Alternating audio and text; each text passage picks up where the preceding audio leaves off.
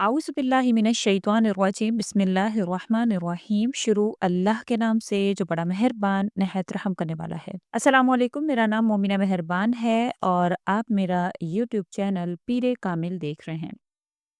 आज की वीडियो बड़ी ही ख़ास है, शाबान के आखिरी जुम्मा के हवाले से है। जुम्मतुल मुबारक भी है और फिर इसमें आपके लिए जो वज़ीफ़ा मैं लेकर आई हूँ वो अस्हाबे कहफ़ की वो दुआ है जो कि उन्होंने पढ़ी थी और अल्लाह करीम ने उसकी बरकत से उनको निजात अता फ़रमाई थी। इंशाअल्लाह ताला जो भी मोमिन इस जुमा के दिन, शाबान का आखिरी जुमा है, इस दिन में अगर आप ये मौसर वज़ीफ़ा करेंगे, जो अस्हाबे कहफ़ वाली दुआ है वो आप पढ़ेंगे, तो अल्लाह करीम आपकी भी ज़रूर मदद फ़रमाएँगे इंशाअल्लाह ताला।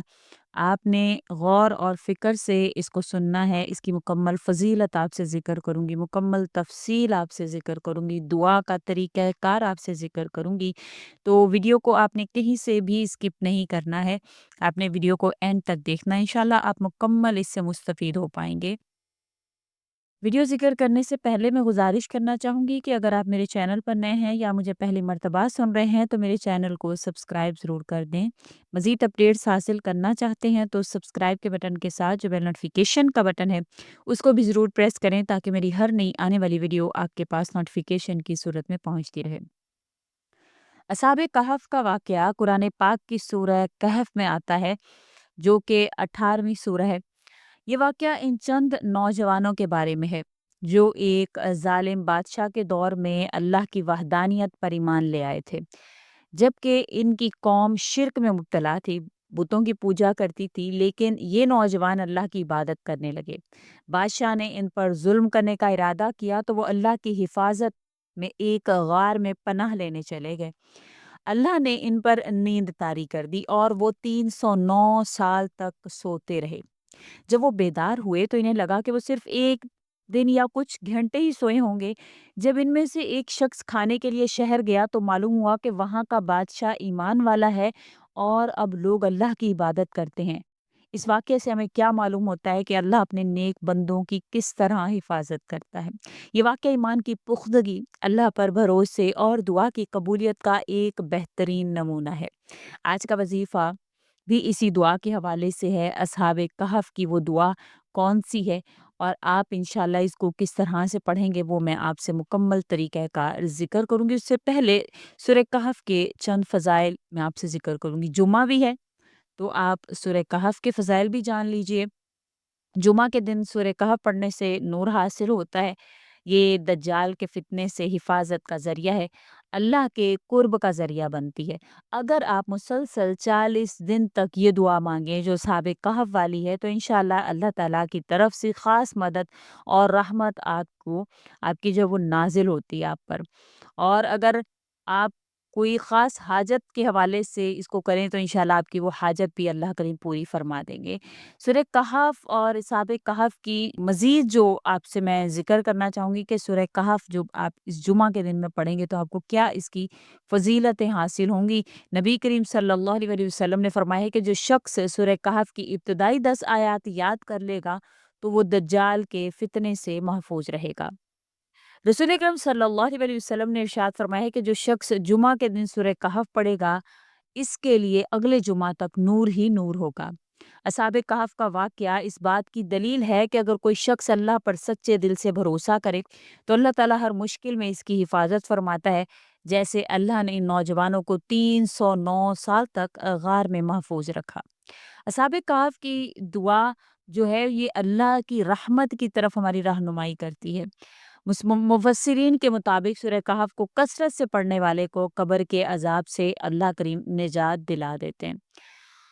अल्लाह ताला की रहमत और बरकत उस शख्स पर नाज़िल होती है जो ईमान के साथ सूरह कहफ की तिलावत करता है। अल्लाह इसे दुनियावी और आखिरवी मुश्किलात से निजात अता फ़रमाते हैं जैसा कि असहाबे कहफ को अता की गई थी।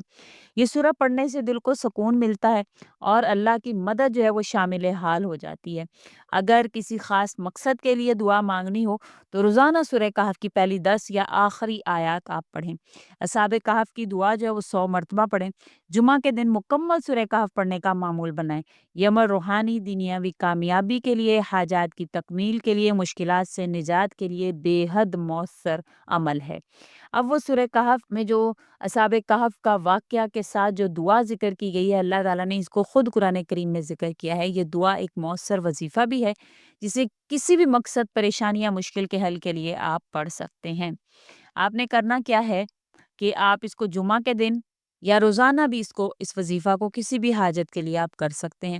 آپ نے اس کو فجر یا عشاء کے بعد آپ نے جمعہ کے دن پڑھ لینا ہے۔ کس طرح سے کہ آپ نے 100 مرتبہ یہ دعا پڑھنی ہے، لیکن اس کے ساتھ سورہ کہف پڑھنا جو ہے وہ لازمی ہے۔ آپ نے جمعہ کے دن سورہ کہف کو جو ہے وہ اسکپ نہیں کرنا ہے، بلکہ آپ نے اس کو پڑھنا ہے۔ سورہ کہف پڑھ کے پھر آپ اس آیت کو مخصوص ایک ٹائم پر، یعنی کہ فجر کے وقت یا عشاء کے وقت آپ پڑھ لیں۔ آپ نے اس دعا کو ربنا آتنا من لدنک رحمت وہی لنا من امرنا رشدا، تو یہ جو ہے دعا ہے، اس کو آپ نے پڑھنا ہے۔ پھر اس کے بعد آپ نے درود شریف 11 مرتبہ پہلے اور بعد میں پڑھنا ہے۔ اللہ تعالیٰ سے آپ نے اپنی حاجت کے لیے دعا کرنی ہے۔ یہ وظیفہ ہر مشکل میں مددگار انشاءاللہ ثابت ہوگا، خاص طور پر مشکلات کے حل کے لیے، رزق کے لیے، ہدایت کے لیے بہت مؤثر وظیفہ ہے۔ آپ نے انشاءاللہ اس کو کرنا ہے۔ جیسا کہ میں نے ذکر کیا کہ جمعہ کا دن ہے، تو جمعہ کا دن ویسے ہی بڑی فضیلت کا حامل ہے۔ اللہ کریم نے اس میں بڑی برکتیں، رحمتیں رکھی ہوئی ہیں۔ اس کو جمعہ کے دن کو تمام دنوں کا سردار کہا گیا ہے۔ حضرت انس رضی اللہ تعالیٰ عنہ سے روایت ہے کہ جس شخص کی کوئی دعا قبول نہ ہوتی ہو تو وہ جمعہ کے دن میں اللہ تعالیٰ سے دعا کرے، انشاءاللہ جمعہ میں ایک قبولیت کی گھڑی ہوتی ہے جس میں اللہ کریم تمام مومنین کی دعاؤں کو قبول فرماتے ہیں۔ تو جمعہ کا دن بہت خاص دن ہے، اور پھر انشاءاللہ تعالیٰ یہ شعبان کا آخری جمعہ ہے، پھر آگے رمضان آ رہا ہے انشاءاللہ۔ اللہ کریم اس کی بھی رحمتیں، برکتیں آپ پر نازل فرمائیں، آپ کو تمام تر پریشانیوں کو آپ سے دور فرمائیں، آپ ہر اس نعمت کو، اللہ کریم کی ہر اس رحمت کو حاصل کرنے میں کامیاب ہو جائیں جو اللہ کریم نے اس مہینہ میں رکھی ہے۔ اس میں شب قدر بھی آئے گی انشاءاللہ، اور اللہ کریم کی بے پناہ رحمتیں، برکتیں ہر وقت سحری میں، افطاری میں اللہ کریم نازل فرمائیں گے۔ اللہ کریم اس کی رحمتیں، برکتیں آپ کو حاصل کروائیں۔ آپ تمام جو سننے والے ہیں ان کی تمام مشکلات کو اللہ کریم حل فرمائیں۔ اگر کوئی بے اولاد ہیں تو اللہ کریم ان کو اولاد جیسی نعمت سے نواز دیں۔ اب یہ وظیفہ اگر آپ بیماریوں کے حوالے سے کرنا چاہتے ہیں تو بیماریوں کے حوالے سے سن لیجئے کہ ایک گلاس پانی کا بھر کے اپنے پاس رکھ لیں، اور اس پر یہ وظیفہ جس طرح ذکر کیا ہے سورہ کہف الگ سے پڑھیں گے، اور یہ آیت جو ہے اصحاب کہف والی، ربنا آتنا من لدنک والی، یہ آپ نے 100 مرتبہ پڑھنی ہے، بالآخر 11 11 مرتبہ درود شریف پڑھنا ہے۔ پھر اس کے بعد آپ اس پانی پر دم کر لیں، بیمار کو پلائیں، انشاءاللہ اللہ کریم اس کو شفا دیں گے۔ بے اولاد حضرات پئیں گے تو اللہ کریم اولاد عطا فرمائیں گے۔ بے شک یہ دعا بڑی رحمت والی ہے، بڑی برکت والی ہے۔ اللہ کریم آپ کی بہت مدد فرمائیں گے اگر آپ اس کو یقین کے ساتھ کریں گے۔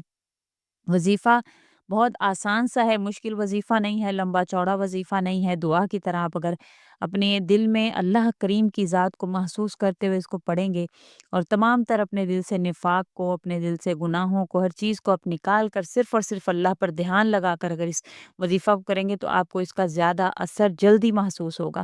تو آپ نے اس کو اسی طرح سے کرنا ہے، اپنے دل کو، اپنے دھیان کو اللہ کریم کی ذات کی طرف لگا کر پھر آپ یہ وظیفہ کریں۔ پھر دیکھیے کس طرح سے اللہ کی ذات آپ پر مہربان ہوتی ہے، آپ کے ہر مشکلات اللہ کریم حل فرما دیں گے، آپ کی تمام تر حاجات کو پورا فرمائیں گے۔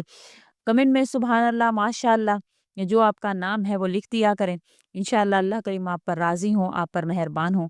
اسی کے ساتھ اجازت چاہوں گی، وآخر الدعوانا ان الحمد للہ رب العالمین۔ اللہ حافظ۔